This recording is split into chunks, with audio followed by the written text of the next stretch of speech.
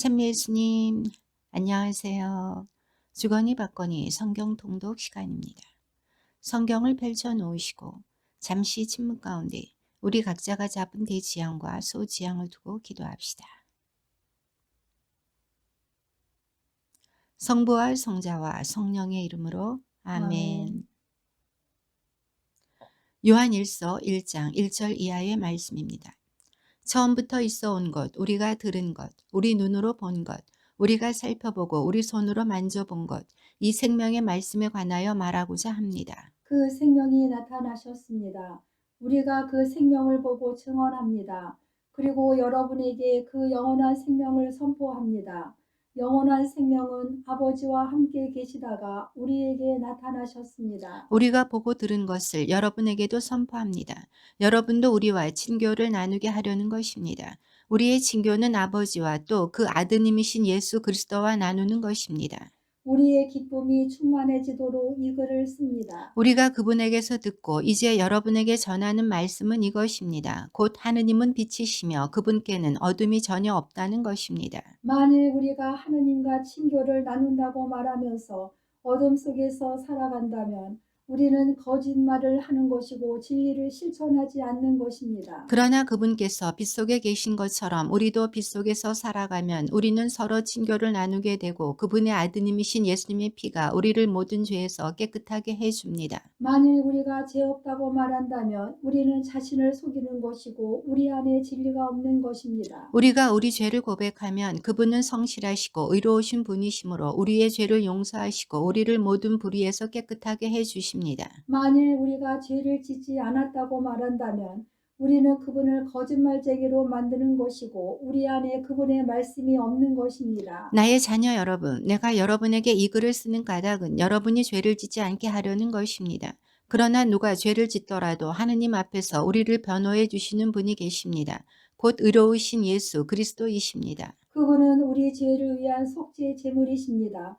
우리 죄만이 아니라 온 세상의 죄를 위한 속죄 제물이십니다. 우리가 하느님의 계명을 지키면 그것으로 우리가 그분을 알고 있음을 알게 됩니다. 나는 그분을 안다 하면서 그분의 계명을 지키지 않는 자는 거짓말쟁이고 그에게는 진리가 없습니다. 그러나 누구든지 그분의 말씀을 지키면 그 사람 안에서는 참으로 하느님 사랑이 완성됩니다.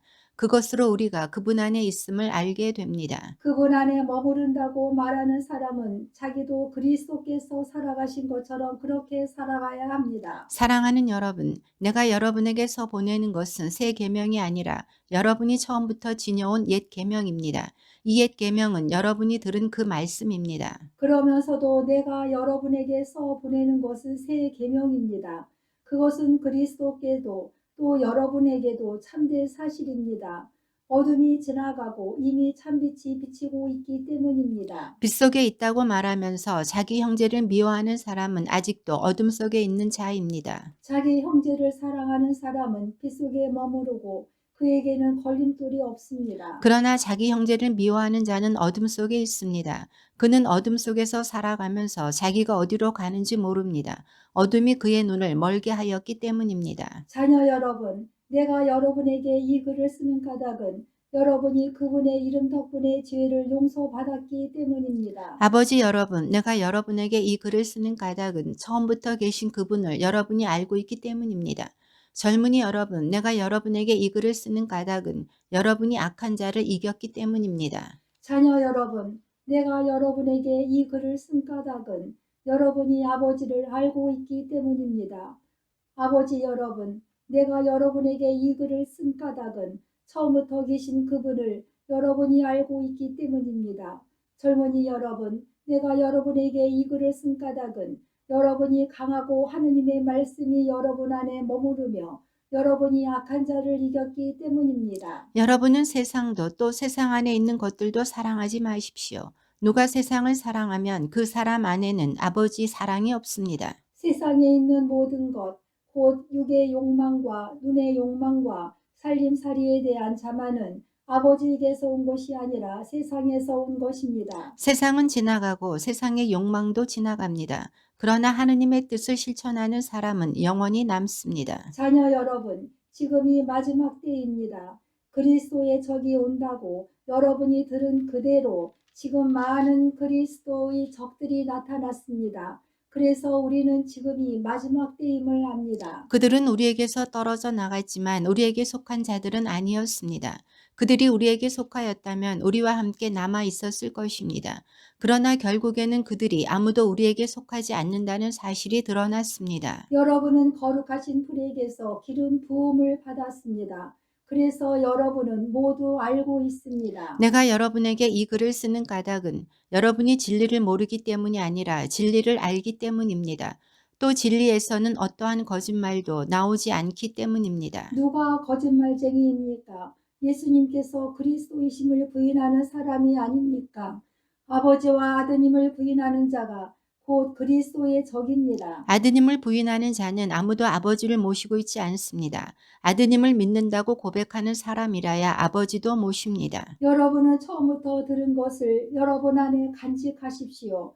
처음부터 들은 것을 여러분 안에 간직하면 여러분도 아드님과 아버지 안에 머무르게 될 것입니다. 이것이 그분께서 우리에게 하신 약속, 곧 영원한 생명입니다. 나는 여러분을 속이는 자들과 관련하여 이 글을 씁니다. 그러나 여러분은 그분에게서 기름 부음을 받았고 지금도 그 상태를 보존하고 있으므로 누가 여러분을 가르칠 필요가 없습니다. 그분께서 기름 부으심으로 여러분에게 모든 것을 가르치십니다. 기름 부음은 진실하고 거짓이 없습니다.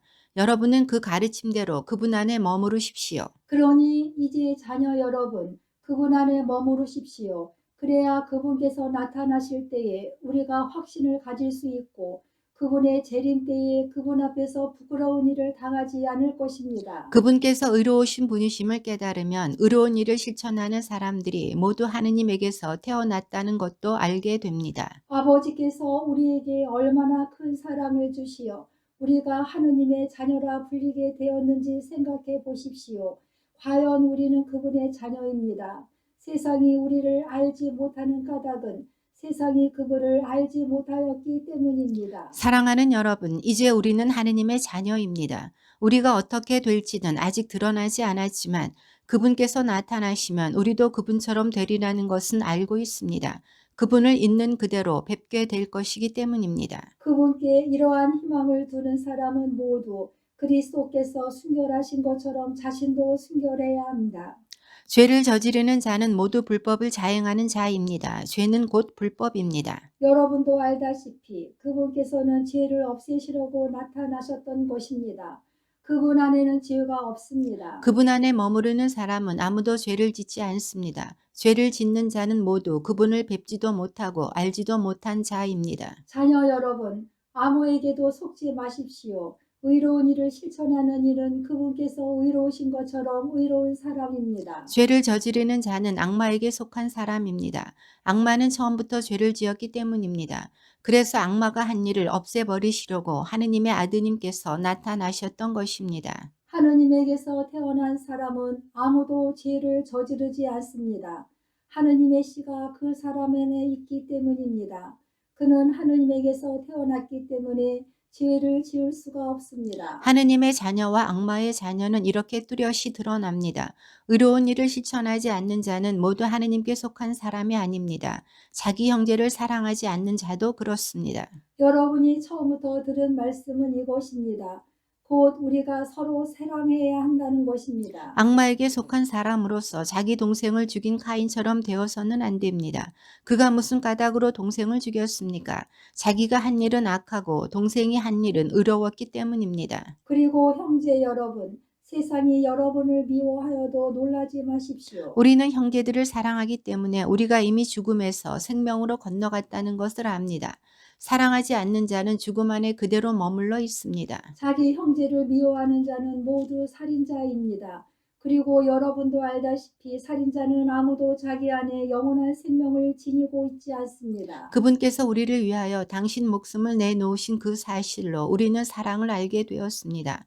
그러므로 우리도 형제들을 위하여 목숨을 내놓아야 합니다. 누구든지 세상 재물을 가지고 있으면서도 자기 형제가 궁핍한 것을 보고 그에게 마음을 닫아버리면 하느님 사랑이 어떻게 그 사람 안에 머무를 수 있겠습니까? 자녀 여러분, 말과 혀로 사랑하지 말고 행동으로 진리 안에서 사랑합시다. 이로써 우리가 진리에 속해 있음을 알게 되고 또 그분 앞에서 마음을 편히 가질 수 있을 것입니다. 마음이 우리를 단죄하더라도 그렇습니다. 하느님께서는 우리의 마음보다 크시고 또 모든 것을 아시기 때문입니다. 사랑하는 여러분, 마음이 우리를 단죄하지 않으면 우리는 하느님 앞에서 확신을 가지게 됩니다. 그리고 우리가 청하는 것은 다 그분에게서 받게 됩니다. 우리가 그분의 계명을 지키고 그분 마음에 드는 것을 하기 때문입니다. 그분의 계명은 이렇습니다. 그분께서 우리에게 명령하신 대로 그분의 아드님이신 예수 그리스도의 이름을 믿고 서로 사랑하라는 것입니다. 그분의 계명을 지키는 사람은 그분 안에 머무르고 그분께서도 그 사람 안에 머무르십니다. 그리고 그분께서 우리 안에 머무르신다는 것을 우리는 바로 그분께서 우리에게 주신 성령으로 알고 있습니다. 사랑하는 여러분, 아무 영이나 다 믿지 말고 그 영이 하느님께 속한 것인지 시험해 보십시오. 거짓 예언자들이 세상으로 많이 나갔기 때문입니다. 여러분은 하느님의 영을 이렇게 알 수 있습니다. 예수 그리스도께서 사람의 몸으로 오셨다고 고백하는 영은 모두 하느님께 속한 영입니다. 그러나 예수님을 믿는다고 고백하지 않는 영은 모두 하느님께 속하지 않는 영입니다. 그것은 그리스도의 적의 영입니다. 그 영이 오리라고 여러분이 전에 들었는데 이제 이미 세상에 와 있습니다. 자녀 여러분, 여러분은 하나님께 속한 사람으로서 거짓 예언자들을 이미 이겼습니다. 여러분 안에 계시는 그분께서 세상에 있는 그자보다 더 위대하시기 때문입니다. 그들은 이 세상에 속한 자들입니다. 그런 까닭에 그들은 세상에 속한 것을 말하고 세상은 그들의 말을 듣습니다. 우리는 하느님께 속한 사람입니다. 하느님을 아는 사람은 우리의 말을 듣고 하느님께 속하지 않는 사람은 우리의 말을 듣지 않습니다. 이것으로 우리는 진리의 영을 알고 또 사람을 속이는 영을 압니다. 사랑하는 여러분, 서로 사랑합시다. 사랑은 하느님에게서 오는 것이기 때문입니다. 사랑하는 이는 모두 하느님에게서 태어났으며 하느님을 압니다. 사랑하지 않는 사람은 하느님을 알지 못합니다. 하느님은 사랑이시기 때문입니다. 하느님의 사랑은 우리에게 이렇게 나타났습니다. 곧 하느님께서 당신의 외아드님을 세상에 보내시어 우리가 그분을 통하여 살게 해 주셨습니다. 그 사랑은 이렇습니다. 우리가 하느님을 사랑한 것이 아니라 그분께서 우리를 사랑하시어 당신의 아드님을 우리 죄를 위한 속죄 제물로 보내주신 것입니다. 사랑하는 여러분, 하느님께서 우리를 이렇게 사랑하셨으니 우리도 서로 사랑해야 합니다. 지금까지 하느님을 본 사람은 없습니다. 그러나 우리가 서로 사랑하면 하느님께서 우리 안에 머무르시고 그분 사랑이 우리에게서 완성됩니다. 하느님께서는 우리에게 당신의 영을 나누어 주셨습니다. 우리는 이 사실로 우리가 그분 안에 머무르고 그분께서 우리 안에 머무르신다는 것을 압니다. 그리고 우리는 아버지께서 아드님을 세상의 구원자로 보내신 것을 보았고 또 증언합니다. 누구든지 예수님께서 하느님의 아드님이심을 고백하면 하느님께서 그 사람 안에 머무르시고 그 사람도 하느님 안에 머무릅니다. 하느님께서 우리에게 베푸시는 사랑을 우리는 알게 되었고 또 믿게 되었습니다. 하느님은 사랑이십니다. 사랑 안에 머무르는 사람은 하느님 안에 머무르고 하느님께서도 그 사람 안에 머무르십니다. 사랑이 우리에게서 완성되었다는 것은 우리도 이 세상에서 그분처럼 살고 있기에 우리가 심판날에 확신을 가질 수 있다는 사실에서 드러납니다. 사랑에는 두려움이 없습니다. 완전한 사랑은 두려움을 쫓아냅니다. 두려움은 벌과 관련되기 때문입니다. 두려워하는 이는 아직 자기의 사랑을 완성하지 못한 사람입니다. 우리가 사랑하는 것은 그분께서 먼저 우리를 사랑하셨기 때문입니다. 누가 나는 하느님을 사랑한다 하면서 자기 형제를 미워하면 그는 거짓말쟁이입니다. 눈에 보이는 자기 형제를 사랑하지 않는 사람이 보이지 않는 하느님을 사랑할 수는 없습니다. 우리가 그분에게서 받은 계명은 이것입니다. 하느님을 사랑하는 사람은 자기 형제도 사랑해야 한다는 것입니다. 예수님께서 그리스도이심을 믿는 사람은 모두 하느님에게서 태어났습니다. 아버지를 사랑하는 사람은 모두 그 자녀도 사랑합니다. 우리가 하느님을 사랑하고 그분의 계명을 실천하면 그로써 우리가 하느님의 자녀들을 사랑한다는 것을 알게 됩니다. 하느님을 사랑하는 것은 바로 그분의 계명을 지키는 것입니다. 그리고 그분의 계명은 힘겹지 않습니다. 하느님에게서 태어난 사람은 모두 세상을 이기기 때문입니다.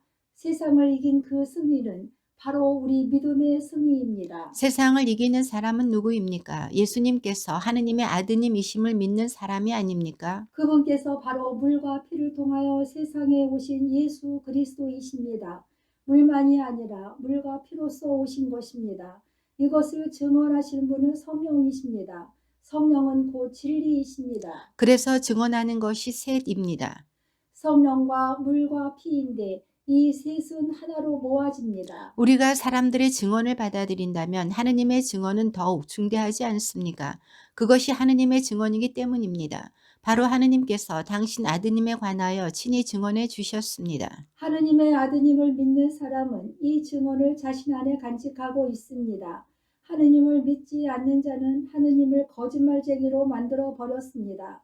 하느님께서 당신의 아드님에 관하여 하신 증언을 믿지 않았기 때문입니다. 그 증언은 이렇습니다. 하느님께서 우리에게 영원한 생명을 주셨고 그 생명이 당신 아드님에게 있다는 것입니다. 아드님을 모시고 있는 사람은 그 생명을 지니고 있고 하느님의 아드님을 모시고 있지 않은 사람은 그 생명을 지니고 있지 않습니다. 내가 여러분에게 곧 하느님의 아드님의 이름을 믿는 이들에게 이 글을 쓰는 까닭은 여러분이 영원한 생명을 지니고 있음을 알게 하려는 것입니다. 우리가 그분에 대하여 가지는 확신은 이것입니다.